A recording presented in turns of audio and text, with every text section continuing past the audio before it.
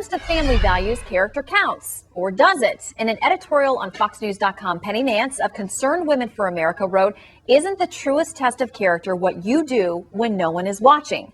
Joining us now to talk about that is Penny Nance. And Penny, thank you for coming in today. I know that there's been a lot of discussion about this because of the accusations against Herman Cain, which he denies. He says they're unproven. I know you have experience working with him. That's right. And you say, you know, as far as you understand, you never saw anything inappropriate. Right. He was always very polite, very much a gentleman, and anytime I was around him, never heard any whispers about his character. But nonetheless, this is very troubling, the fact that 5 different women came forward, and even the idea of him, you know, giving money to another woman without talking to his wife. There's a lot of questions, but I was really glad to see that Herman Cain, when he left, he went out on top. He went out jubilant and joyful, and I hope to see other good things from him in the future. He's a good man, and I look forward to working with him in the future. He says that he is sticking around. He's not going anywhere and will still be a very big voice in this process. But there have been questions for a long time about Newt Gingrich and his past. He's been very open and saying that he's sought forgiveness. He's made apologies.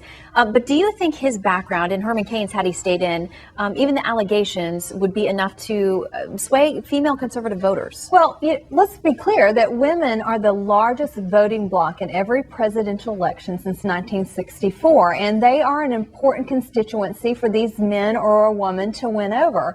And I think that there's some work to be done. I do give credit to Newt Gingrich for talking about his issues, for embracing his fall. And I don't know if you saw Kathleen Parker's piece in Washington Post this morning, but she was talking about how that as Christians, we love redemption.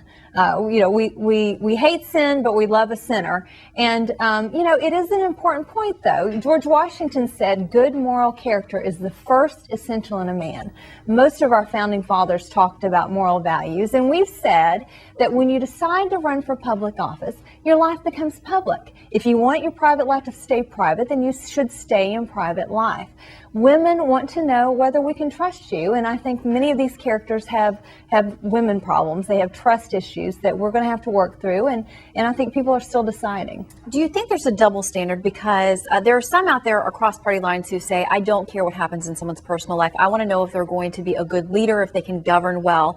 And there are more, though, it seems, on the Democratic side who say we're going to factor that in less, where Republican voters, especially in Iowa and places where it's about family values, there are a lot of evangelical Christians, they say, no, it is going to be a top consideration for us. It is going to factor into who we vote for. Well, they're always worried later. I mean, they should have taken that into consideration with Bill Clinton, because it certainly embarrassed the entire country when he was having an affair with a 21-year-old intern. And by the way, the feminist groups, ever the defender of women, took the man's side instead of the young woman's side.